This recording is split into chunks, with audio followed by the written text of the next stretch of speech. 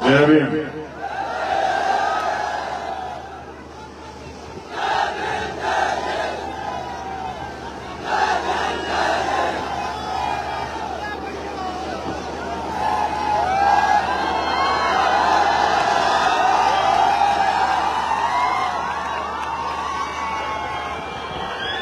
ये जो मेरे दाईं तरफ जो नौजवान खड़े हैं,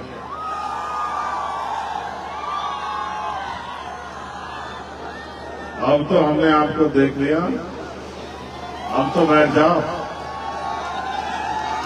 अगर हमसे प्यार करते हो तो बैठ जाओ। हमारे कहने के बाद भी पुलिस की किसी और की जरूरत पड़े तो फिर बेकार। अगर हमने तुमसे कुछ मांग लिया और तुम लोग उसको पूरा ना करो तो फिर बेकार।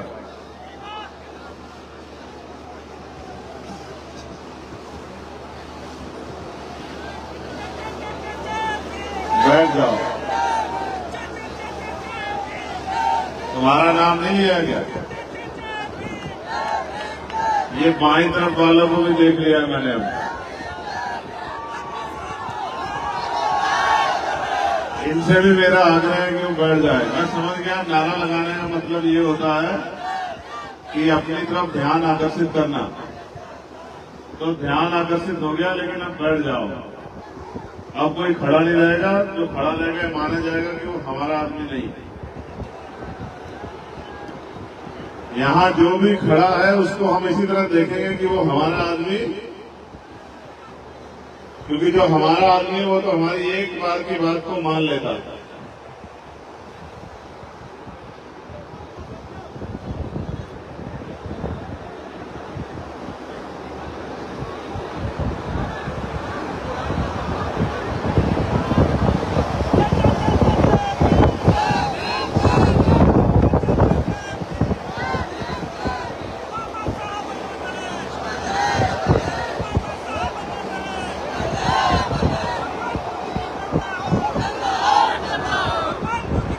मैं धन्यवाद दूंगा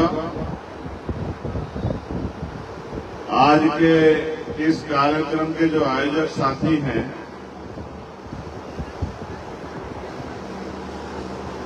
जिनकी जिम्मेदारी यहां इस कार्यक्रम को कराने के लिए लगाई गई थी।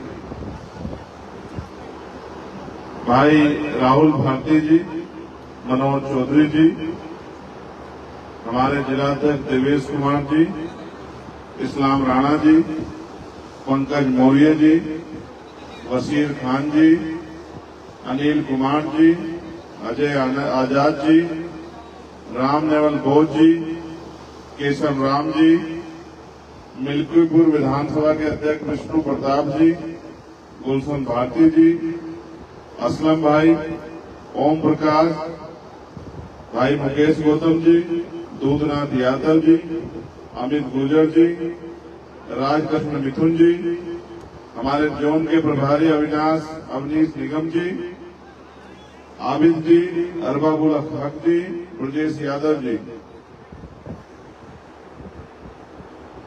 हमारे भीम आर्मी से मनीष आजाद जी, सुरजीत कुमार जी, रुपेश राव जी, आलोक बोध जी, करण आजाद जी, संदीप भारती जी, जयनाथ जी, सतीश राज जी, रमेश कुमार जी, विनोद राजवंशी जी, रघुनाथ जी, मोहित आजाद जी।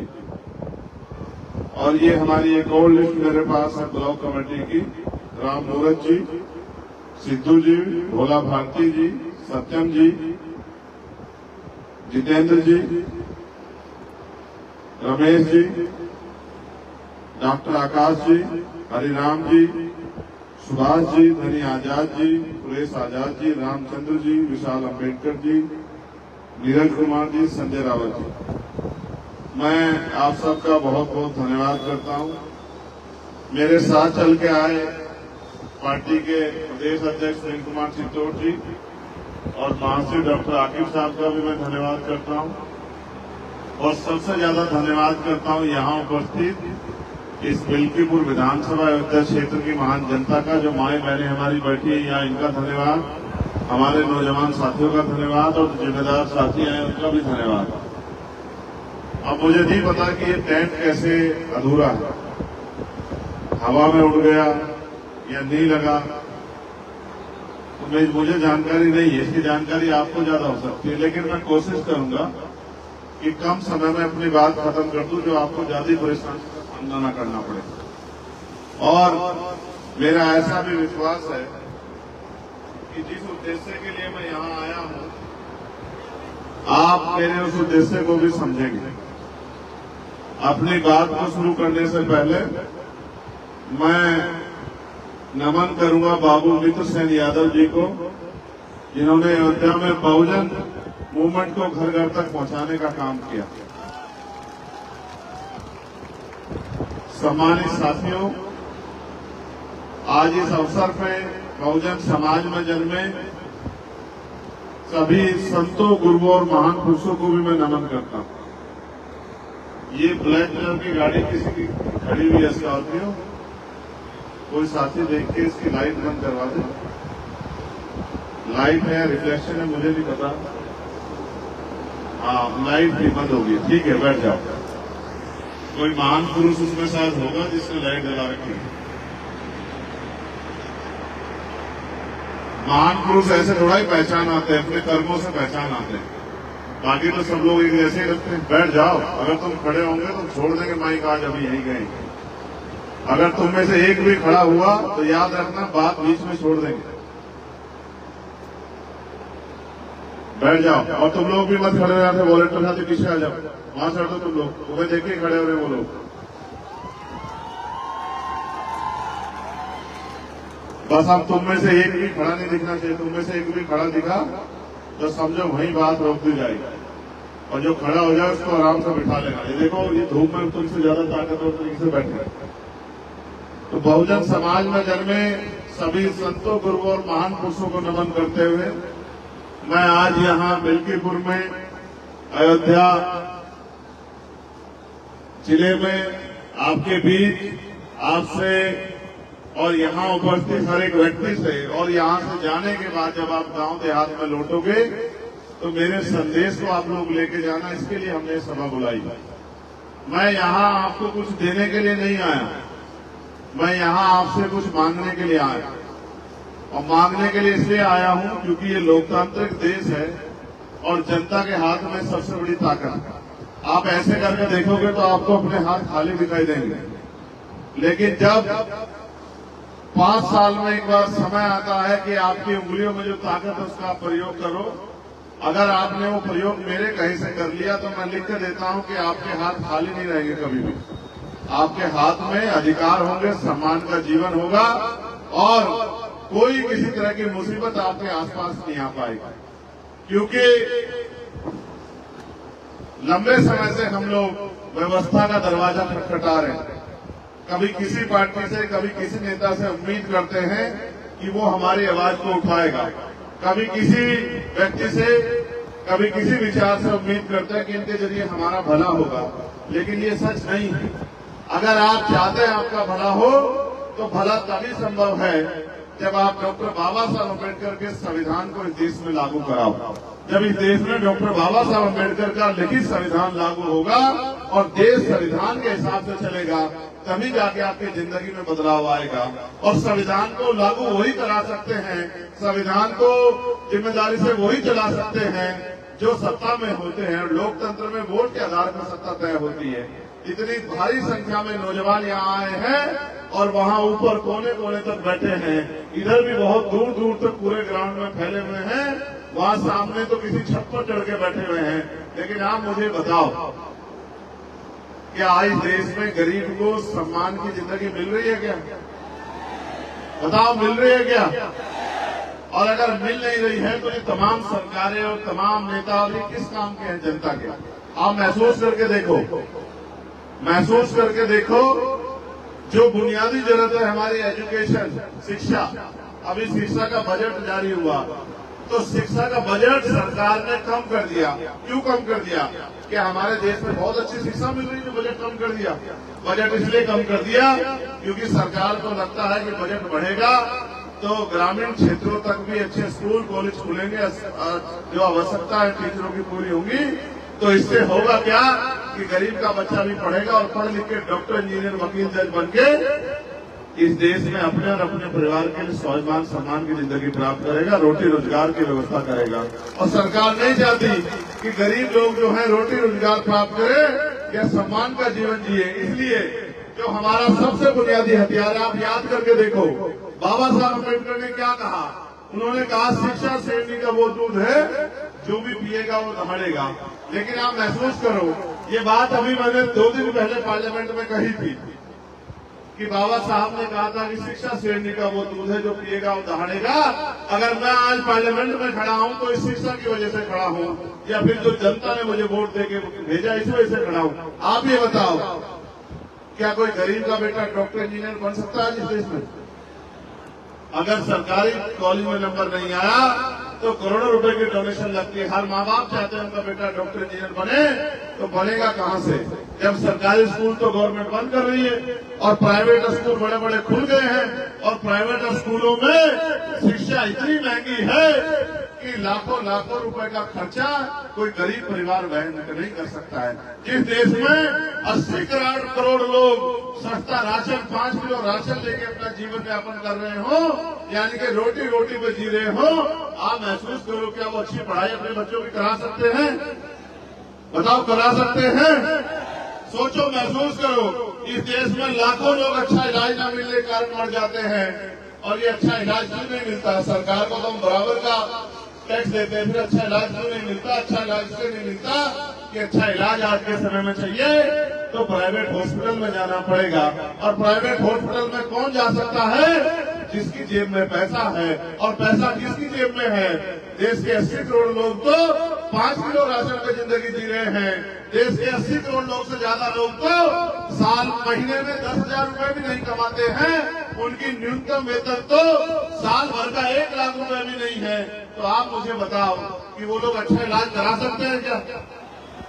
अभी प्राइवेट हॉस्पिटल में जाओगे तो डॉक्टर कितने पैसे का पर्चा बनाता है? कितने पैसे का? कहीं 200 रुपए का, कहीं 400 रुपए, कहीं 500 रुपए का। और कहता है अगर रात को दिखाना है इमरजेंसी में तो 2,000 रुपए लगेगा फीस। कहता है नहीं कहता?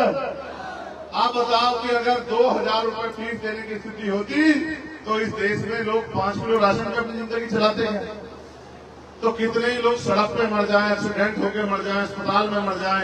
अस्पताल में दवाइयां नहीं है, डॉक्टर नहीं है, कोई टेस्ट अस्पताल में नहीं होता। और तो और हमारे नेता लोग भी बैठे हैं।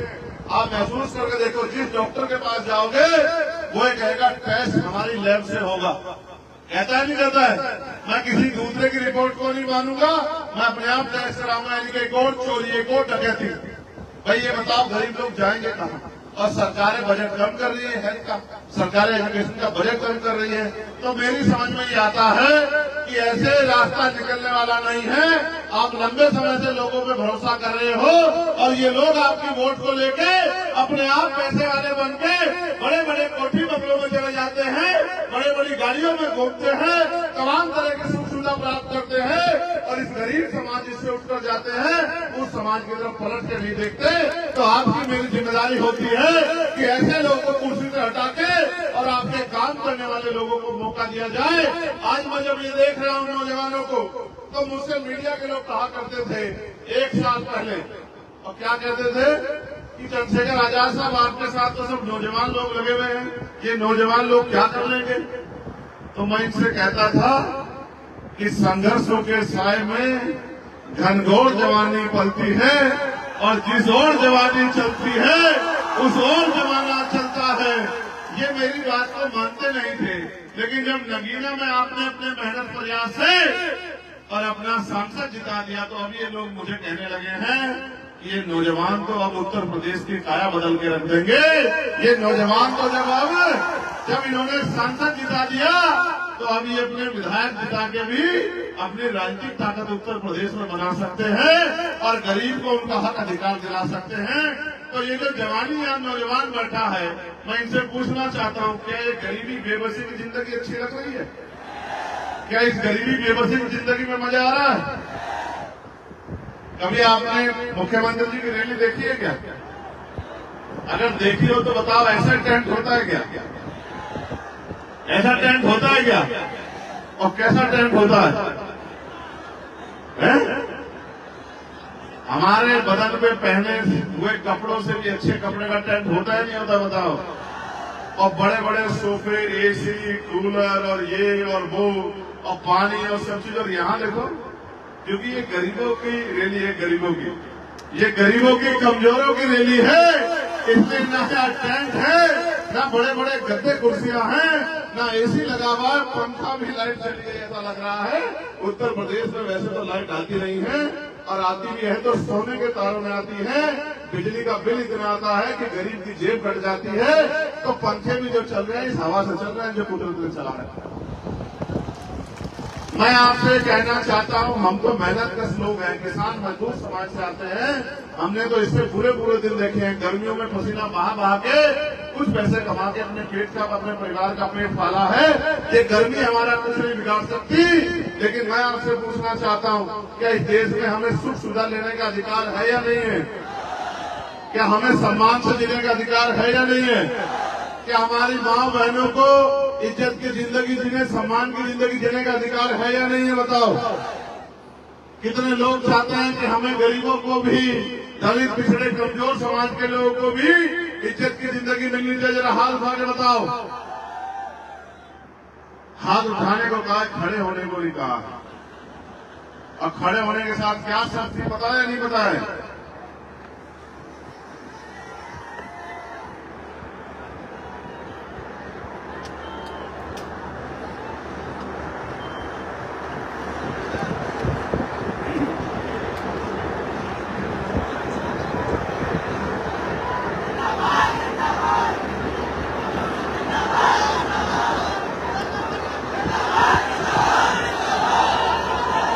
चाहे अपनी बात को रखे, बताओ।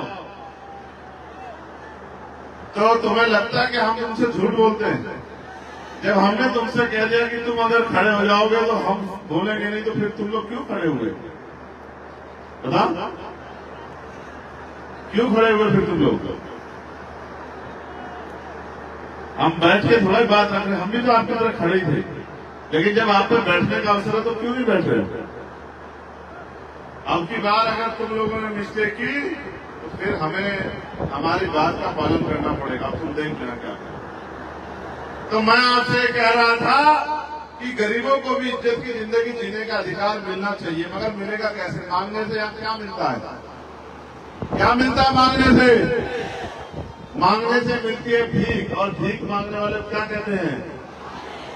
तो कब तक आप इस भीख के चक्कर में पड़ जाओगे? लोकतंत्र में वो शक्ति है कि जो हाथ आपका आज मांगने की तरफ है, अगर वोट से ताकत बना लोगे तो मांगने वाले भी रहोगे देश में, देने वाले बन जाओगे। जिस दिन देने वाले बन गए उस दिन आपको गर्मी में थकना नहीं पड़ेगा। बताओ, नौकरी देने की शक्ति किसके पास है? मेरे पास है या सरकार के पास है? बताओ बताओ। रोजगार देने की शक्ति किसके पास है? मेरे पास है, सरकार के पास है? बताओ बताओ। अच्छा हॉस्पिटल बनाने की शक्ति किसके पास है? मेरे पास है, सरकार के पास है? बताओ बताओ। उद्योग धंधे लगाने की शक्ति किसके पास है? मेरे पास है, सरकार के पास है? बताओ बताओ। अच्छे स्कूल खुलवाने की जिम्मेदारी किसके पास है? ताकत किसके पास है? मेरे पास है, सरकार के पास है? बताओ। सब कुछ तो सरकार के पास है। और आप अगर अपनी ताकत नहीं बनाओगे, आप सरकार नहीं बनोगे, तो कैसे बदलाव हो जाएगा भाई?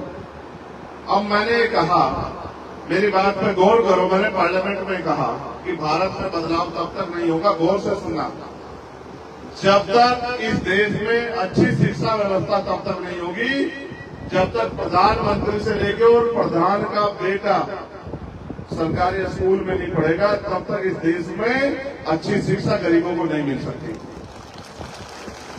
जब प्रधानमंत्री से लेके, मुख्यमंत्री से लेके, राष्ट्रपति से लेके, राज्यपाल से लेके, सारे मंत्री, विधायक, सांसद, जिसमें मैं भी, और जितने क्लास 1, क्लास 2, क्लास 3, क्लास 4 के अधिकारी हैं, जितने भी वो नेता हो, अभिनेता, जितने लोग जो सरकारी सुरक्षा लेते हैं, सुविधा लेते हैं, तनख्वाह मिलती है, मानदेय मिलता है, जब तक उनके बच्चे सरकारी स्कूल में नहीं पढ़ेंगे, तब तक इन सरकारी स्कूलों में सुविधा नहीं आने वाली।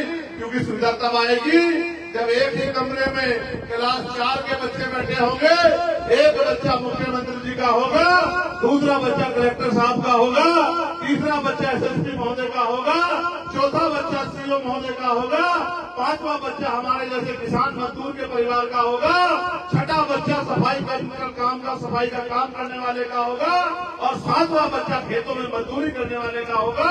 जब तक ये नहीं होगा तब तक अच्छी शिक्षा नहीं आएगी। जिस दिन ये हो गया, न मास्टर की कमी होगी, न स्कूल गिरने वाला होगा, न पंखों की कमी होगी, न किताबों की कमी होगी, बेहतर से बेहतर शिक्षा मिलेगी। ये होगा बदलाव। और फिर अच्छा इलाज कब मिलेगा? जब राष्ट्रपति से लेके और गांव में रहने वाले प्रधान के बच्चे का भी इलाज और उनका खुद का इलाज भी सरकारी अस्पतालों में होगा। तब आएगी सरकारी अस्पतालों में सुविधाएं। कैसे? अगर मुख्यमंत्री जी बीमार हो जाए, मैं तो नहीं करता, हमारे यहाँ अच्छे मुख्यमंत्री बेचारे बीमार हो जाएं, लेकिन क्योंकि ये तो बीमारी आदमी के साथ होती है, मैं उदाहरण के तौर पर कह रहा हूँ, अगर कोई भी नेता बीमार हो जाए और उसको प्राइवेट हॉस्पिटल में ना जाने जाए, सरकारी हॉस्पिटल में लाया जाए, तब उसको पता लगेगा कि सरकारी हॉस्पिटल की स्थिति कैसी है। ना डॉक्टर है, ना दवाई है, ना कुछ है, ना कुछ है। तब जाके बदलाव होगा जब जिलाधिकारी को बीमारी होने पे जिलाधिकारी भी सरकारी अस्पताल में इलाज कराएगा। जब हम गरीब किसान मजदूर परिवार के लोग इलाज कराते हैं, तब आएगा अच्छा इलाज व्यवस्था, तब आएंगे डॉक्टर बढ़िया, तब जो है बाहर से दवाई नहीं लेके जाएगी, तब एक्सरे मशीन भी होगी, एमआरआई मशीन भी होगी और तमाम तरह की चीजें होंगी, तब जाके बदलाव होगा।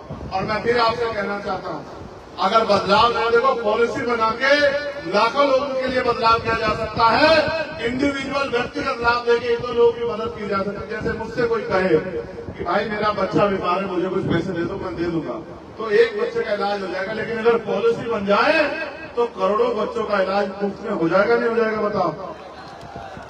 अभी तो मैंने कहा था एमबीबीएस एमडी बनने के लिए करोड़ों रुपए चाहिए जब, लेकिन शिक्षा इस देश में समान हो जाएगी और शिक्षा मुफ्त हो जाएगी तो किसान का बेटा भी डॉक्टर इंजीनियर बन पाएगा, वकील जज बन पाएगा। जब उनकी जेब नहीं कटेगी, जब उनको जमीन गिरवी नहीं रखनी पड़ेगी, जब उनको कर्ज नहीं लेना पड़ेगा। और मैं फिर आपसे कहना चाहता हूँ साथियों, इसको लागू कराने के लिए शक्ति की जरूरत है और शक्ति आपके अंगूठे में है। जितनी शक्ति आपने मेरे साथ खड़ी कर दी, आजाद समाज पार्टी की पॉलिसी के साथ खड़ी कर दी, वो दिन दूर नहीं कि पहले उत्तर प्रदेश में और फिर देश में ये होकर रहेगा। इसको कोई होने से रोक नहीं सकता है, क्योंकि अब गरीब जागरूक हो गए हैं, अपने अधिकारों के प्रति सचेत हो गए हैं। आप महसूस करो, और ये बात मीडिया के लोग भी सुन लो, हमने मांग की है कि देश की आजादी के 75 साल हो गए हैं, अब निजी क्षेत्रों में आरक्षण की व्यवस्था होनी चाहिए और SC ST OBC के लोगों को संख्या के आधार पर आरक्षण मिलना चाहिए। बताओ, मिलना चाहिए नहीं मिलना चाहिए? इस बात को भी समझो। 2% सरकारी नौकरियां हैं, 98% प्राइवेट सेक्टर है, 2% सरकारी नौकरियों में आरक्षण है और 98% प्राइवेट सेक्टर में आरक्षण नहीं है। 98% प्राइवेट सेक्टर किसका है? सुनो, प्राइवेट सेक्टर में तुमसे कोई पूछ ले, कहे भाई वो क्यों देंगे नौकरी? इसलिए देंगे क्योंकि सरकार प्राइवेट सेक्टर में जो लोग उद्योग लगाते हैं, 1 रुपया लीज पे लाखों बीघे जमीन उनको देती है, हजारों बीघे जमीन देती है, साथ करोड़ों रुपए का लोन उनको देती है बैंक से, साथ करोड़ों रुपए के टैक्स में छूट करती है। ये सारा पैसा हमारी मेहनत की कमाई का होता है। ये जमीनें जनता की होती है। जब ये जमीनें आप उनको देते हो, छूट देते हो, टैक्स में जो छूट देते हो और लोन देते हो, तो जनता का पैसा जब उनको देते हो तो जनता को हिस्सेदारी भी उसमें मिलनी चाहिए। इसलिए मैं कहता हूँ कि निजी क्षेत्रों में आरक्षण की व्यवस्था होनी चाहिए। साथ जब सामान उनकी कंपनियों में जो बनता हम खरीदते हैं, तो जब उनके जो है ग्राहक हम हैं, तो उनके कर्मचारी हम लोग क्यों नहीं हो सकते? सरकार मुझे इस बात का जवाब दे। इसलिए मैं आपसे कहना चाहता हूं कि लड़ाई बड़ी लंबी है, लेकिन लड़नी है। हम तो पार्लियामेंट में जब से हम गए हैं, आप ये जानते हैं, हम सबकी आवाज उठाते हैं। बीएड के बच्चों की आवाज उठाते हैं कि उनको भर्तियां निकाल के नौकरी दो, बैकलॉग भरा जाए, इसकी आवाज उठाते हैं। और बीटीसी के बच्चों की आवाज उठाते हैं, साथ होमगार्डों की आवाज उठाते हैं, पीआरडी के जवानों का माने जो बड़े उनकी आवाज उठाते हैं। महिला जितनी है हमारी बहनें, आशा हो, आंगनबाड़ी हो, भोजन माता हो, ग्राम सेवक हो, तमाम लोगों की आवाज हम लोग उठाते हैं। बेरोजगार नौजवानों को 5,000 रुपए भत्ता मिले, इसकी आवाज भी हम लोगों ने उठाई। साथ साथ हमने ये भी आवाज उठाई कि महिलाओं को जो पेंशन मिलती है 500 रुपए, वो बढ़ के 5,000 रुपए होनी चाहिए। और भी हमने आवाज उठाई कि गैस के सिलेंडर का दाम 500 रुपए होना चाहिए, इससे ज्यादा नहीं होना चाहिए। बिजली के दाम कम होने चाहिए, बिजली के दाम जो सोने की बिजली के दाम होंगे वो कम होने चाहिए। हम तो लगातार आवाज उठा रहे हैं। और तो और हम अपने पुलिस के भाइयों की भी आवाज उठाते हैं। हमने ये भी कहा कि इनकी ड्यूटी भी 8 घंटे की होनी चाहिए, इनको भी सप्ताह में 1 दिन छुट्टी मिलनी चाहिए। और बॉर्डर स्कीम जो है, बॉर्डर स्कीम का जो नुकसान इनको हो रहा है, जैसे छुट्टी मिली, अब इनकी ड्यूटी अयोध्या में रहने वाले हैं ये बिजनौर के, अभी ये 1 दिन की छुट्टी मिली, सुबह यहाँ से जाएंगे, शाम तक तो बिजनौर पहुंचेंगे और शाम के टाइम उधर चलेंगे तो तब अगले दिन यहाँ पहुंचेंगे। तो हमने कहा कि बॉर्डर स्कीम खत्म करके बराबर के संबंधित जिलों में इनको पोस्टिंग मिलनी चाहिए, क्योंकि ये भी इंसान है, अपने परिवार के बीच में पहुंच जाए। इनके दिन को भी जो है अपने परिवार से मिलने की आजादी होनी चाहिए। ये मांग भी हमने उठाई, लेकिन जैसे हमने मांग उठाई तो भाजपा के लोग सब लोग चिल्लाने लगे, भाई ये राज्य का विषय है, राज्य का विषय है। तो हमने कहा भाई राज्य का विषय भले ही हो, हम तो मॉडर्नाइजेशन की बात कर रहे हैं। हम तो कह रहे हैं कि मॉडर्नाइजेशन पुलिस में होना चाहिए। अब पुलिस में सुधार की जरूरत है, रिफॉर्म की जरूरत है। रिफॉर्म को सेंटर ही करेगी या नहीं करेगी बताओ? रिफॉर्म का काम स्टेट का नहीं है, रिफॉर्म का काम सेंटर का है। सेंटर कानून बनाएंगे, हर स्टेट अपने पुलिस कर्मियों की सुविधा ले। बताओ कैसे नहीं बदलाव होगा? तो हम तो वकील लोग हैं, तो समझते हैं कैसे क्या करना है। लेकिन मैं आपसे पूछना चाहता हूँ, आप नहीं चाहते कि अब ये परिस्थिति बदलनी चाहिए? जोर से बताओ, चाहते भी चाहते हो? तो भैया चाहने से तभी होगा जब चाहने के साथ आप उस पर काम करना भी शुरू कर दोगे। आपने यहाँ तमाम लोगों को अवसर दिया, तमाम लोगों को आगे बढ़ाया, और जो लोग आगे बढ़े उन्होंने अपने और अपने परिवार को आगे बढ़ाया, लेकिन ये गरीब समाज वहीं का वहीं रह गया। मैं यहाँ के लोगों से कहना चाहता हूँ, देखो नगीना के लोगों ने मेरी बात मानी, तो बताओ नगीना के लोगों को फायदा हुआ नहीं हुआ?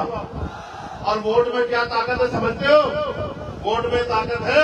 कल तक हम जहाँ सरकारी दफ्तरों में फिरते थे कि हमारे यहाँ सड़क बनवा दो, हमारे यहाँ बिजली घर बनवा दो, हमारे यहाँ स्कूल बनवा दो, हमारे यहाँ जो है ये गड्ढे भर गए हैं, इनको गड्ढों को बनवा दो, ठीक करवा दो, हमारे यहाँ जो है नल लगवा दो।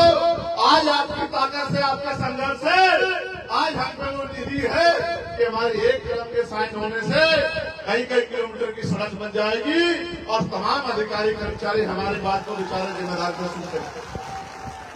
अगर ऐसी ताकत आप अपने क्षेत्रों में बना लोगे तो बताओ परिवर्तन होगा नहीं होगा? बताओ। तो अब मैं आपसे जो कहना चाहता हूं उसको गौर से सुन लो। अगर परिवर्तन करना चाहते हो तो परिवर्तन के लिए तैयार हो जाओ। बताओ कितने लोग तैयार हैं? ऐसे हाथ खड़ा करके बताओ। ऐसे हाथ खड़ा करने के साथ मुट्ठी भी बंद करने, जरा इशारे भी समझो। एक हाथ जिसकी मुट्ठी बंद है उसको ये मान लिया जाए कि वो लोग अपनी लड़ाई लड़ने के लिए तैयार है, पीली शर्ट वाले भाई को छोड़ के बस। अच्छा, वकील आदमी हूं, मेरी नजर चारों तरफ रहती है। चलो हाथ नीचे करो। तो अब जो मैं आपसे कह रहा हूं बताओ उसको पूरा कर दोगे नहीं कर दोगे? तो आज से आपको ये करना है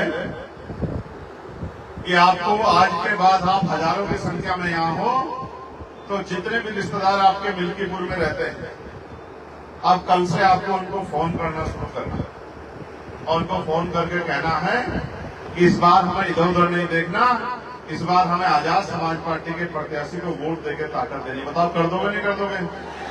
और जितने नौजवान यहाँ हैं, और नौजवान में तो इतनी शक्ति है, और नौजवान तो देश की सेवा बॉर्डर पर करता है। मैं नौजवानों से कहना चाहता हूँ, बताओ एक दिन में 2 लोगों को तैयार कर दोगे नहीं कर दोगे? तो आज आप यहाँ हजारों की संख्या में हो, एक दिन में 2 लोगों को तैयार करोगे, मेहनत मजदूरी करके घर चलाने के लिए, रूखी सूखी रोटी खाने के लिए, जो सदियों से चला रहा है, कई कई घंटे काम करते हो, इज्जत की जिंदगी के लिए 1 घंटा लेकर रोज काम करोगे, और रोज 2 लोगों को भी तैयार कर दोगे, तो 1 महीने में कम से कम 1 लाख लोग तैयार हो जाएंगे।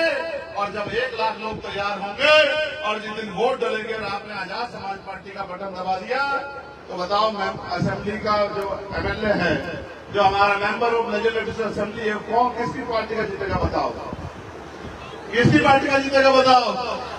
और जब आजाद समाज पार्टी का मेंबर ऑफ लेजिस्लेटिव असेंबली जीतेगा तो आप ये बताओ कि आपके हिस्से में इज्जत सम्मान आएगा नहीं आएगा? बताओ आपकी बात को कहने वाला लखनऊ में कोई होगा नहीं होगा? जिस तरह से दिल्ली के बाद दिल्ली वालों से आपका अकेला चंद्रशेखर लड़ रहा है, तो यहाँ से मिल्कीपुर से भी एक दूसरा चंद्रशेखर जाके मुख्यमंत्री जी के सामने अपने लोगों के अधिकारों के लिए आपसे आंख मिला के आवाज खड़े करेगा नहीं करेगा? बताओ चाहते हो नहीं चाहते हो ये? तो अब तुम लोग चुप रहना, सिर्फ महिलाओं से बात होगी। आप ये बताओ, हमारा निशान आपको पता है नहीं पता अभी तक? क्या है निशान? जोर से बताओ, आवाज क्यों आ रही है? अभी नहीं आई मुझे बात। चुप रहो, इसको बोलने दो बस। नहीं, मुझे नहीं सुनाई दे रहा। जोर से बोल के बताओ। मुझे तो पता नहीं, कुछ फलफा सुनाई दे रहा। बताओ क्या कह रहे हो? बताओ। जोर से नहीं बोलोगे तो मालूम ही नहीं, मुझे सब सुनाई दे रहा है, लेकिन जब तक जोर से ये माइक में क्या होगा? हाँ बोलो, दो माइक दो। बताओ क्या है निशान? बताओ निशान क्या है? बताओ हमारा निशान क्या है? बताओ। पीछे वालों को तो पूछो, किसी को पता है?